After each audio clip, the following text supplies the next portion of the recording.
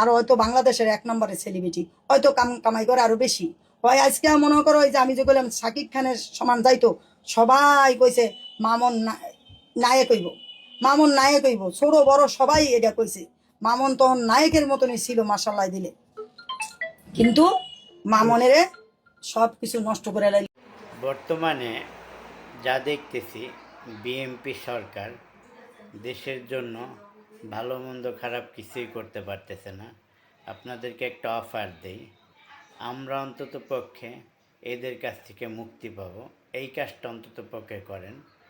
এই যে লায়লা, মামুন এবং মামুনের মা এবং মোহনা, এদেরকে হয় জেলে ঢুকান, আর তা না হলে এদেরকে ফেসবুক চালানো, টিকটক চালানো সব কিছু নিষিদ্ধ করে দেন। এই একটা কাজ অন্তত পক্ষে জনগণের জন্য আপনারা সেবামূলক করেন, কারণ এদের অত্যাচারে আমরা কেউ থাকতে পারতেছি না।